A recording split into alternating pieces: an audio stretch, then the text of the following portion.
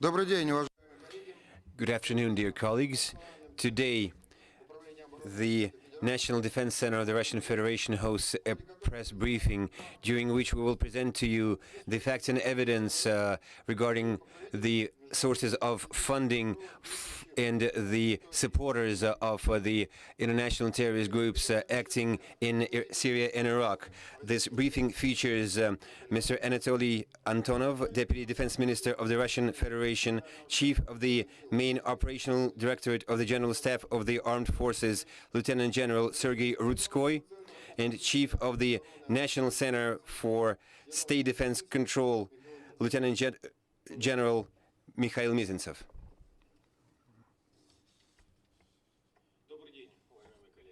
Good afternoon, dear colleagues. International terrorism is the world's biggest threat today. It is not an imaginary threat.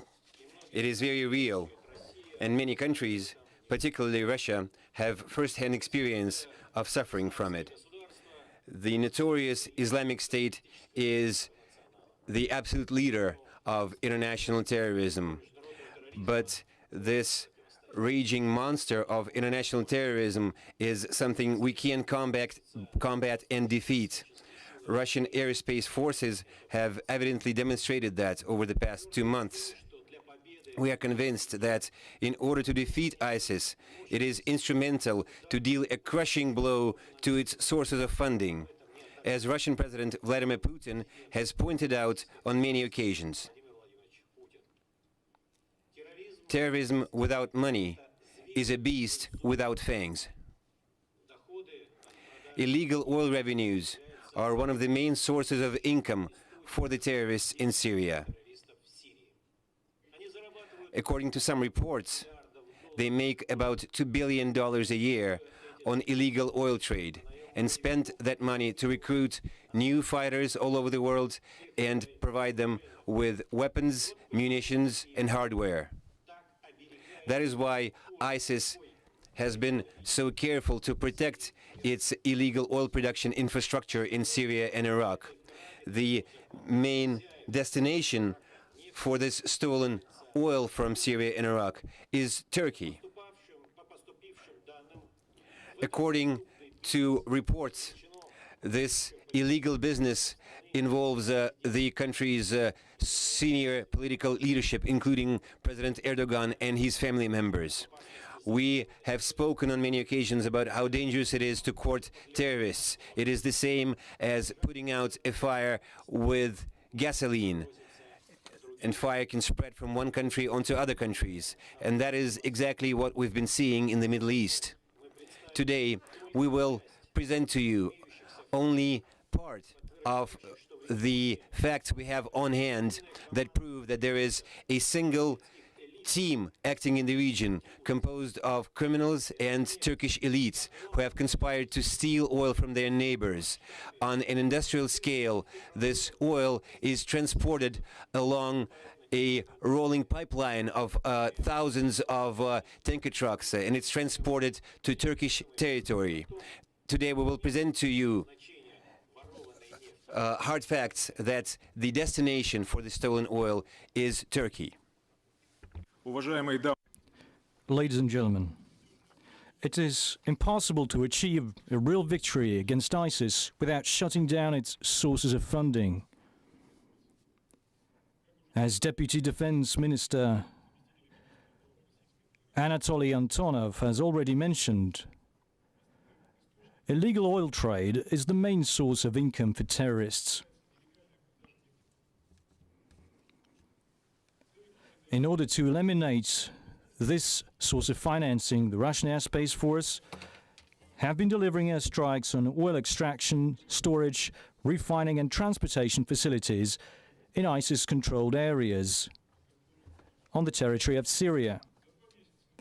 Over the past 2 months, Russian airstrikes have inflicted damage on 32 oil production facilities, 11 refineries, and 23 oil pumping stations. A total of 1,080 tanker trucks carrying oil and petroleum products have been destroyed. This has enabled us to reduce the illegal oil turnover in Syria by almost 50%. By the conservative estimate, the revenues of this terrorist group amounted to $3 million a day, and now multiplied by 4 years. And after our strikes, the volume of oil and petroleum products revenues decreased from 3 to 1.5 million US dollars.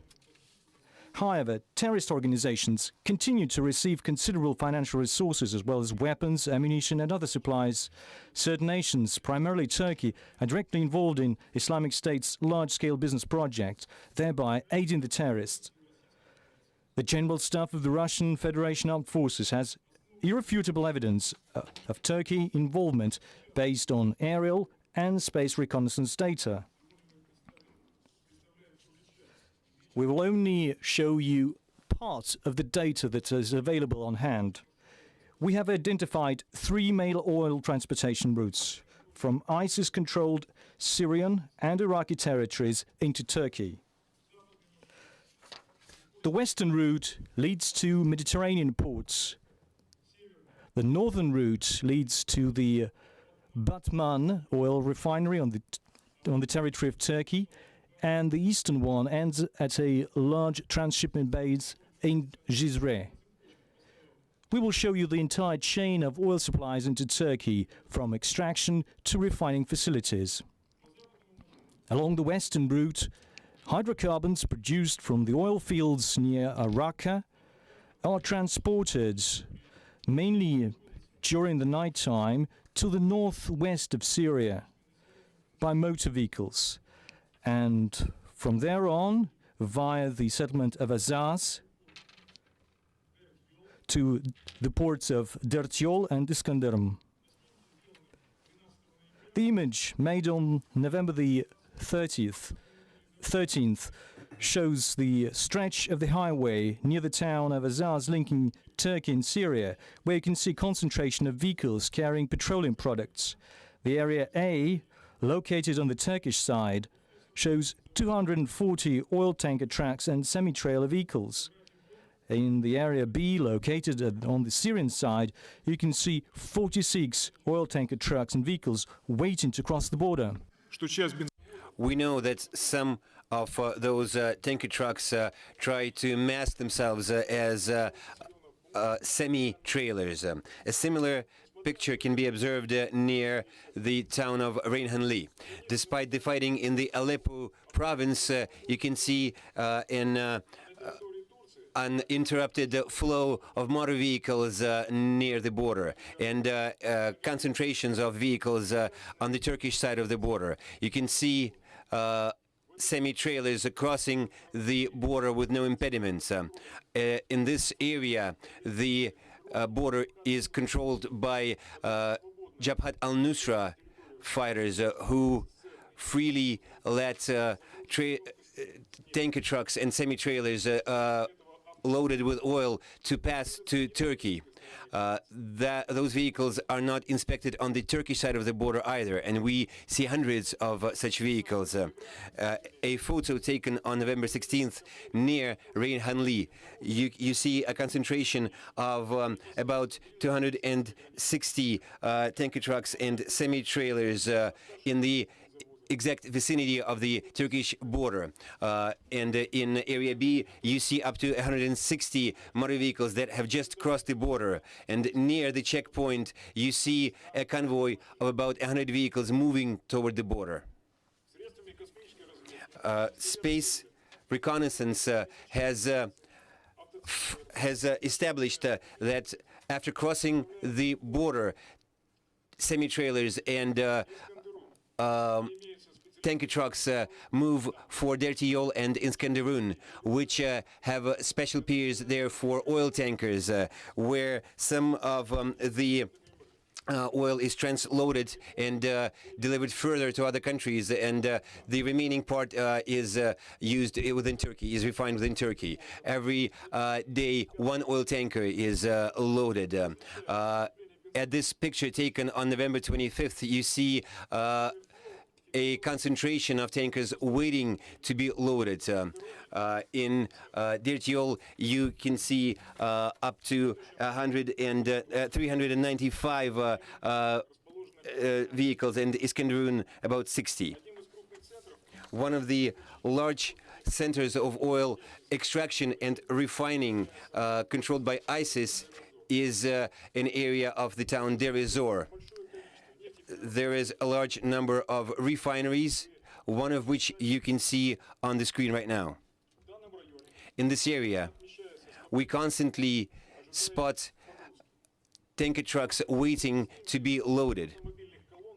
You can see a picture of convoys not far away from each other.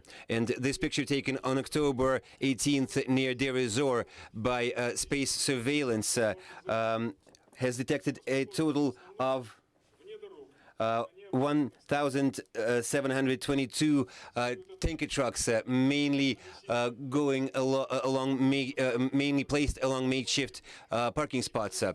We need to point out that following Russian airstrikes against ISIS oil infrastructure, the number of tanker trucks and their concentrations in this and other areas of Syria has considerably decreased. Not to mention the horrendous environmental consequences of this illegal oil production. The terrorists have basically created real oil reservoirs next to their oil wells. After oil is loaded, motor vehicles from eastern Syria move toward Turkey, toward the Kamishia checkpoint, where they wait to cross the border. On these photos taken in August this year, we spotted hundreds of tanker trucks and semi-trailers moving to and fro the Turkish border. Eventually, most of the oil transported from eastern Syria winds up at Batman refinery. It's a large refinery located in Turkey, 100 kilometers from the Syrian border.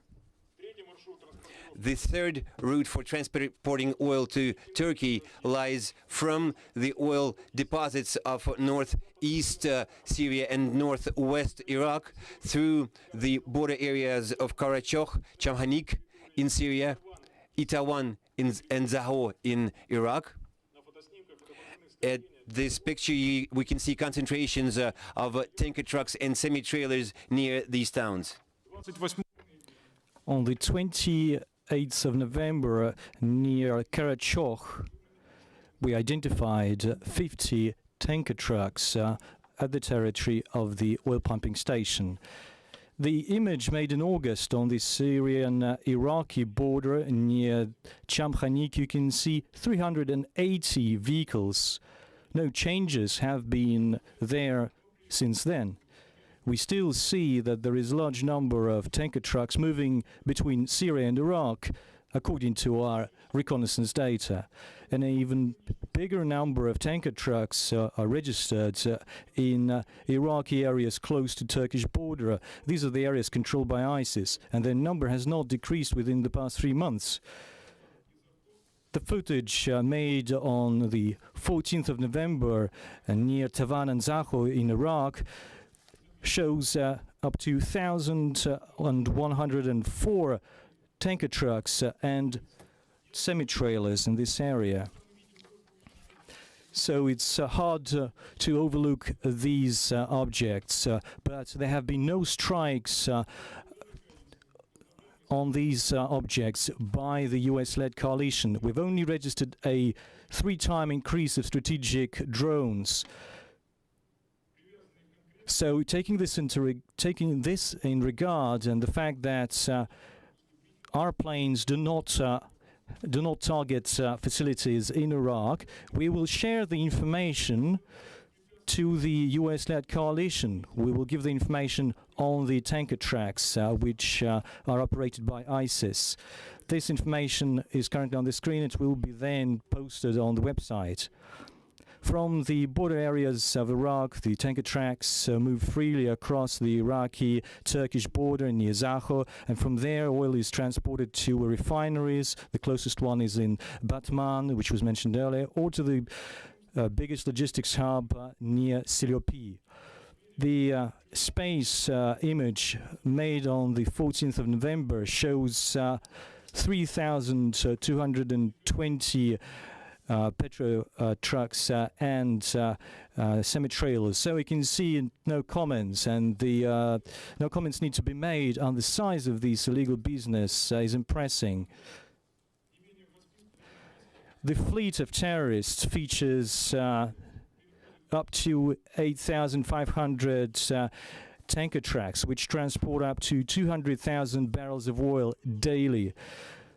The Russian Air Force will continue to target oil infrastructure of ISIS. We'll also call on our colleagues from the coalition to do the same. Colleagues, you have been presented with convincing and irrefutable evidence of mass and brazen theft from a sovereign state. From sovereign states, I'm referring to Syria and Turkey, the theft of their energy resources. I'd like to draw your attention to the fact that the financial revenues from the resale of petroleum products are not just used to enrich the top military and political leadership of Turkey, but in large volumes they are then returned to the Syrian Arab Republic in the form of weapons, ammunition, and mercenaries of different kinds.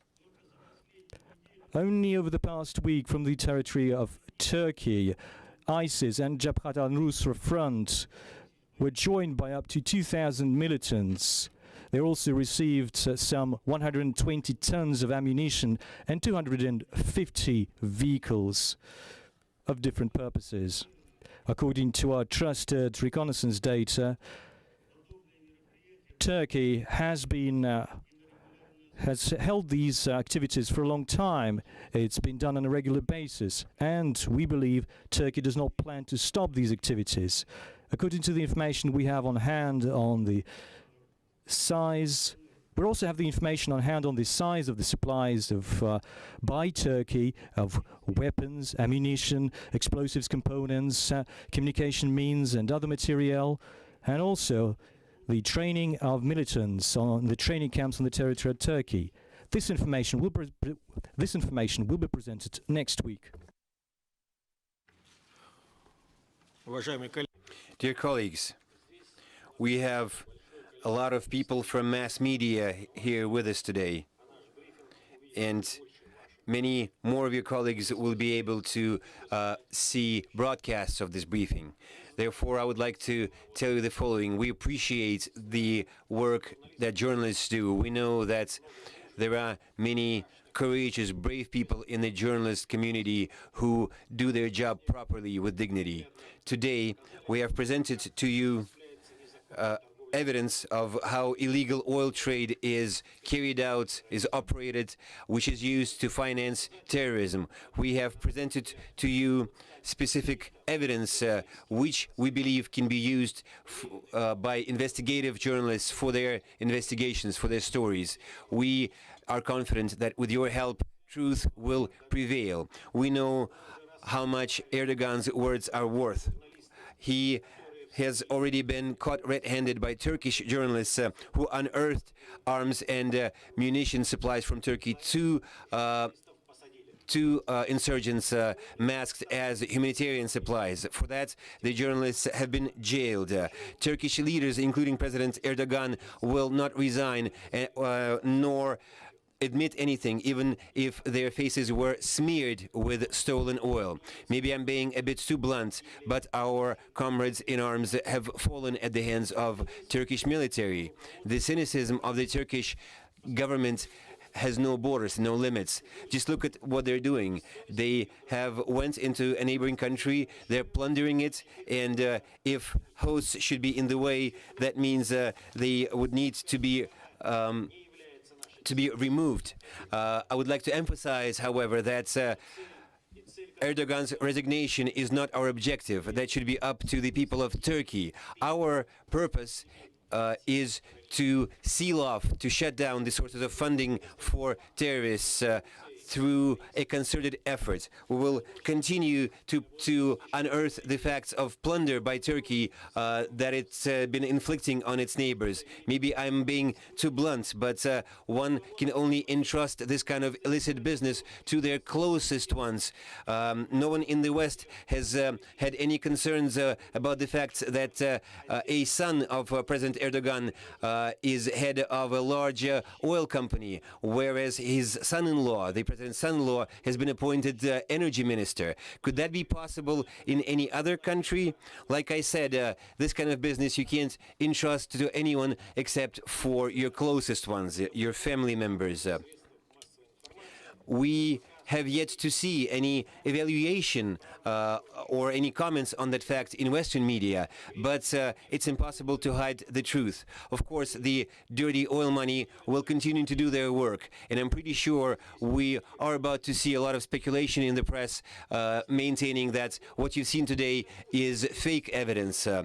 Well, if that is so, let them make those areas available to journalists, the areas that we implicated today. It is obvious that only part of the information about the horrendous crimes of the Turkish elites have been brought to light today, the elites that have been directly financing international terrorism. We believe that any sane, any journalists with integrity must engage in the fight against this plague of the 21st century, terrorism.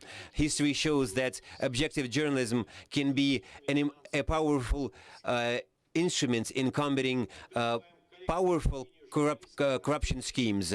We urge you to engage in journalist investigations to unearth these schemes for extracting oil illegally and marketing it from its extraction all the way through to its end users, especially since through Turkish ports it is being further delivered to other regions. The Russian Defense Ministry will continue to publicize new evidence regarding oil shipments from Turkey to other countries, and we'll keep updating you on the operation in Syria conducted by Russian Air and Space Forces. Let's join our efforts and we will keep destroying the sources of funding for terrorism in Syria, and you can engage in our activities outside that country. Thank you very much. Dear colleagues, all of the materials presented today have been published at the Defense Ministry website in Russian and in English. We have with us today colleagues from some of the major international media. Some of them have already been to the air base in Crimea, and they've seen with their own eyes the operations of Russian Air and Space Forces. We will keep updating the international press on the events based on hard facts and data from aerial surveillance, including data obtained during the visits from international press to the Russian airbase in Syria. We'll continue sharing with you the information we have, publishing it online. We hope for cooperation. Thank you very much.